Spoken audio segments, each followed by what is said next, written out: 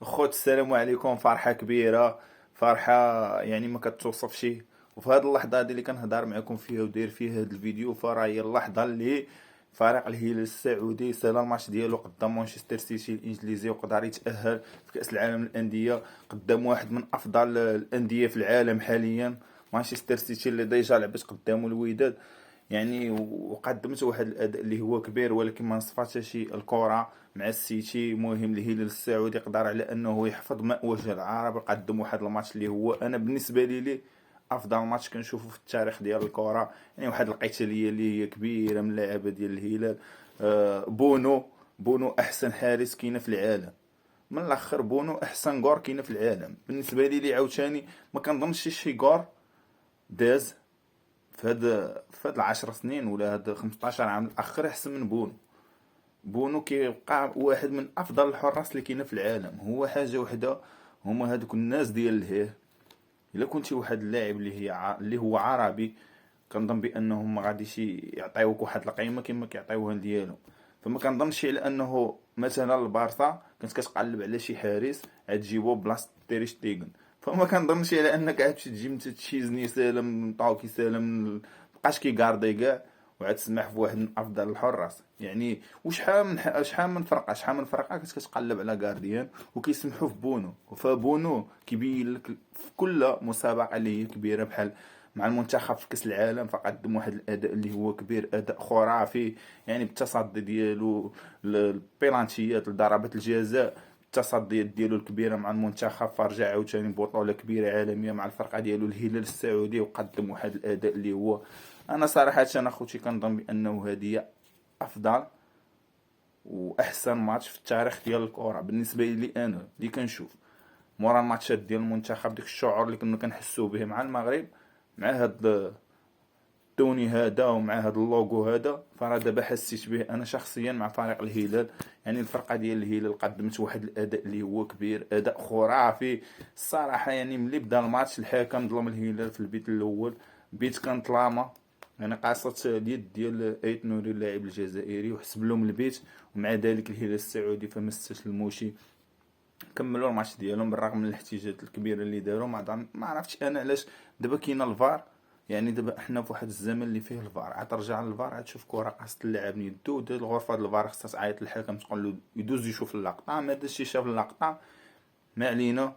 هذاك ماشي بيت، البيت الاول ديال السيتي في الهلال اللي ماركاتو، هذاك الجول الاول راه ماشي بيت.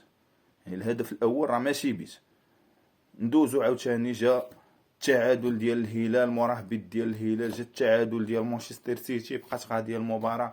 ف ماركت عاوتاني الهلال وماركت السيتي، وفي الاخر قدرت الهلال لانها تماركي في الاشواط الاضافيه في الشوط الثاني الاضافي ماركت بيت.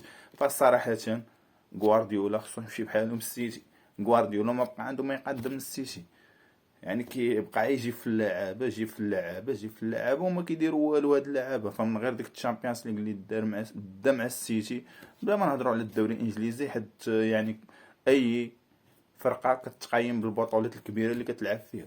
ف فاش كيقولوا في الشامبيونز ليغ في دوري ابطال اوروبا، فما كيدير حتى لعبه غوارديولا، ما كيدير والو مع السيتي في الشامبيونز ليغ من غير هذيك اللي داها في ديك النسخه هذيك. فما كنظنش على انه يقدر يديها مع شي فرقه اخرى، يعني ولا مع هاد السيتي زعما يزيد يديها. غوارديولا ما عنده ما يقدم. الطريقه اللي كتلعب بها السيتي ولات كتقتل بها الكره، اكثر فرقه كتقتل لك الكره هي السيتي. والدليل على انه دخل رودري وعاود خرجوا، دخلوا خرجوا. يعني هو كان في الاحتياط ودخلوا وخرجوا، دخل فودين اللي مارك الثالث ديال التعادل ديال السيتي. يعني هنا باش كتعرف بانه السيتي ولات كتقتل الكره. انا شخصيا مبقيتش كنحمل نتفرج في السيتي.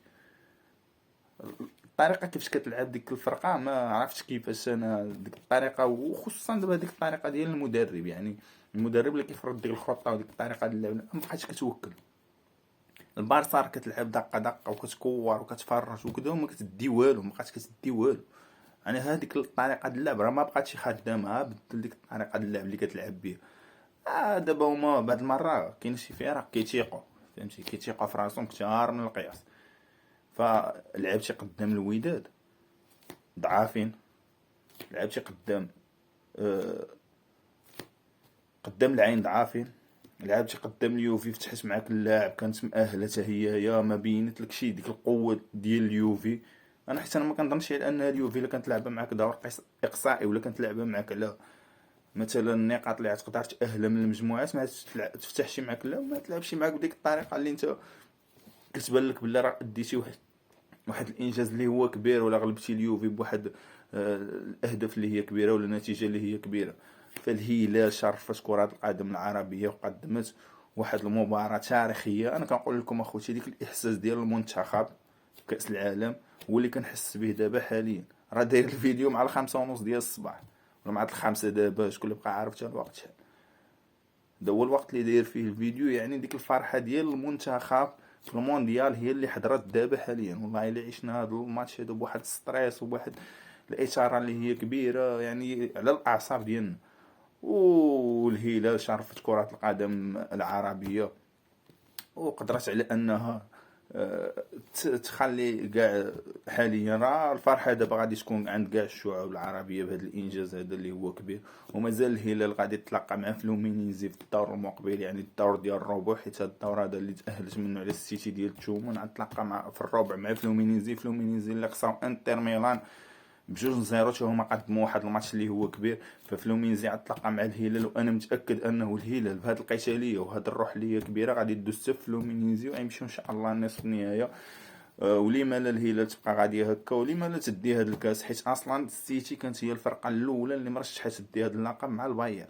هاد جوج فراقي بحكم على انهم كيماركيو اهداف كبيره وكذا، ولكن السيتي اليوم تحدث للسرعه. صافي انا كنظن بانه السيتي اليوم تسالت كرويا. هاد النهار هذا بالضبط، وهذا الماتش هذا بالضبط غادي ينهي المسيره الكرويه ديال السيتي، خصوصا الا مشى بحالو ديك غوارديولا. فراه مع عمركم غادي تزيدو تشوفوا السيتي. الهلال قدرت على انها تحدد السرعه عندك السيتي تحبس للسرعه، مع العلم لانه الهلال معظم اللاعبين ديالو يعني مرهقين، وعاد كاينه جوج ديال النجوم تما. والدليل على انها التغييرات كانت بزاف. فراه المدرب ديال الهلال اللي هذا دابا اللي جابوه من شنو سميتو، هذا الايطالي، والله الا مشات لي سميتو ما علينا. هذا المدرب اللي جابته الهلال اللي كان مع الانتر، انزاغي، اللي كان مع الانتر، اللي لعب معاهم الفينال ديال الشامبيونز ليغ قدام باريس سان جيرمان وخسر ب5. فراه جا الهلال وشونجا الهلال تقريبا، وما جابو حتى لاعب. جابوا لاعب هو ديك الاجامي ولا لاجامي ولا شنو سميتو، جابوه من الدوري ديالو من السعوديه، ومشاو شاركوا في هذه البطوله. السيتي راه جايب 6 لعابه، جابت 6 لعابه في الانتقالات. المهم جابت ايت نوري، جابت راندرز، جابت شرقي، ما عرفتش شكون لاعب اخرين. المهم جايبه 6 باش تشارك في هذه البطوله، باش تدخل بهم هذه البطوله. ومع ذلك قدرت الهلال على انها تحدد لموها السرعه وتجيبها لسوس دوس وقصعتها من هذه البطوله.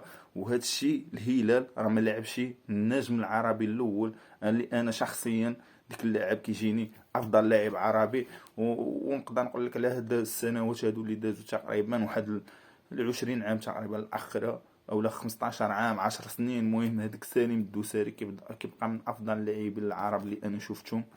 زعما المستوى ديالو ما كيطيحش، وكل ماتش كتجي كتلقى بلي سالم الدوسري داير البصمه ديالو مع الهلال السعودي، سواء في الدوري سواء في الكاس ديال السعوديه سواء في هذه البطوله هذه. فراه الماتش اللي فات تقاس يعني تهرس، جات واحد الاصابه وما لعبش هذا الماتش هذايا ضد السيتي. يعني راه ما لعبش سالم الدوسري وما لعبش متروفيتش.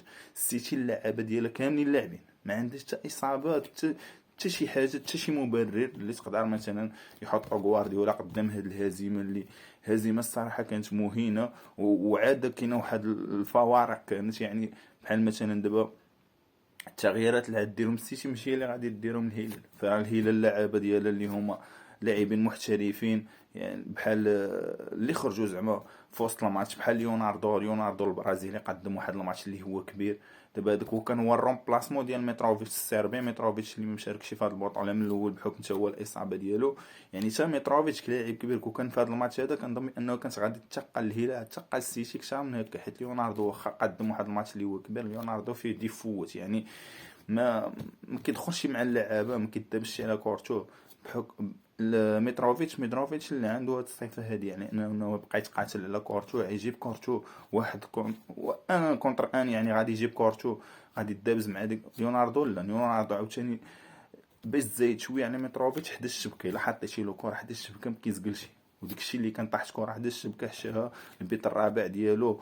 دار واحد اللقطه اللي هي كبيره، حيد القميص ديالو دارو في الرايه ديال كورنر علاه. يعني واحد ماتش تاع نقول لكم ماتش تاريخي، ماتش اللي غادي يبقى كنظن في الاذهان ديال الكره العربيه طويلا. وانجازات اللي هي كبيره كتحقق حاليا في كره القدم العربيه. نقول لكم بعد المونديال ديال 2022، فالمونديال الاول ديال كاس العالم للانديه كتحقق فيه اولى الانجازات التاريخيه ديال كره القدم العربيه، الهلال كيقصي السيتي. وهنا كنزيدو ناكدوا على واحد الحاجه، كانه الدوري السعودي ولا من افضل الدوريات في العالم. انا بعدا شخصيا الدوري الانجليزي الدوري السعودي هادو هما الدوريات اللي كنشوف زعما في الكره حاليا، زعما اللي عندي مرتبين من الدوري السعودي من الدوري الانجليزي كنمشي للدوري السعودي ديريكت. والدليل على انه ديك الناس هادوك ديال السعوديه ابار زعما الاموال الكبيره اللي كيخسروا على اللاعبين مني ما جا ديك الاموال. المهم حنا كنهضروا في رياضه في كره اللي كنعرفوا فيها، كانه الدوري السعودي هذوك اللعابه اللي كيشريو واللعابه اللي كيجيبوا الفراقي ديالهم وكذا بينوا على انهم عرفت شي واحد الصهد كاين الموت. وعاد ديك القوه ديال الفرحه كتخرج من داخل. دابا الهلال انجاز تاريخي كبير وكبير بزاف لكره القدم العربيه. وعاد هاد السيتي هادو كانوا منفوخين بلا قياس. قلنا بانه اللاعبين ديال الهلال السعودي ولا اللاعبين اللي كيجيو من الدوري السعودي عطاو واحد القوه كبيره لديك الدوري.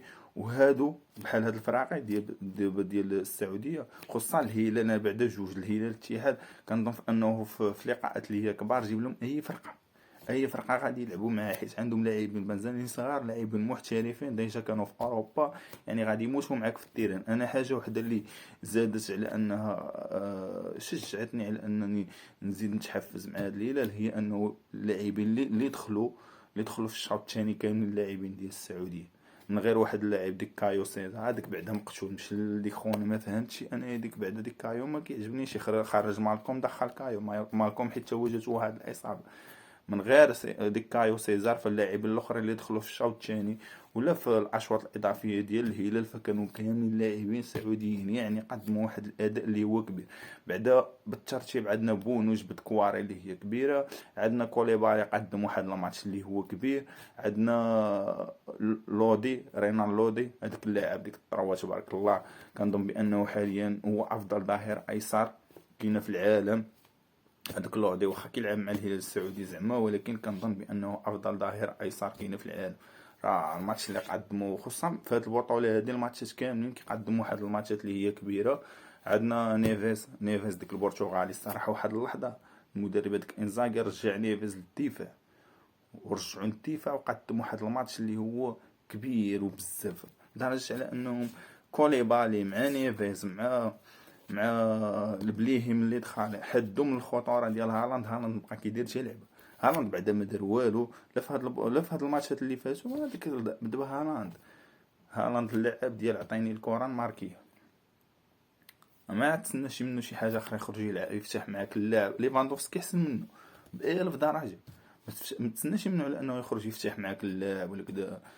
يعني السعود ديال عطيني الكره ماركيه، الا ما عطيتينيش الكره او لا ما كانش عندي مساحه ولا كانوا حاضيني كنبقى واقف ما نخرجش ما نلعبش معاك الكره. المهم لاعب اللي كان خاطر في ديك السيتي اللي كان صراحه كتعطيه الكره تسنى واحد الخطوره هو دوكو. ولكن انزاغي حط له جوج ديال اللعابه في الاول كان كانسيلو، وملي تضرب كانسيلو دخل له واحد خونا ما عرفتش شنو سميتو الصراحه، وجوج كيوقفوا عليه والله ما كيدير شي لعبه. واخا كيدوز ديك الدوزه ديالو وكذا، ولكن المهم كاع كيدوز كيسونطريها كيرميها، ملي كيرميها كيحيدها كوليبالي ولا نيفيز. المهم هادشي اللي كاين الخوت في الهلال. قدمت واحد الاداء اللي هو كبير، مباراه تاريخيه. برافو الهلال، برافو على الاداء الكبير اللي داروا. ومازال نزيدو نتفرجوا فيه في هذه البطوله ونزيدو نشجعوهم، وعلى اساس يدوزوا الدور ديال النصف مع فلومينينزي. ففلومينينزي راه ماشي قويه على الهلال، فلومينينزي حتى هي قدمت واحد الاداء اللي كبير مع الانتر ودازت باستحقاق، وتا هما لعبوا واحد الماتش اللي رجولي وكذا. دونك غنشوفوا واحد الماتش اللي كبير من بين فلومينينزي والهلال، ونتمناو من الهلال على انها دوز. وهادشي اللي كاين الخوت، ونشوفكم في شي فيديو جديد.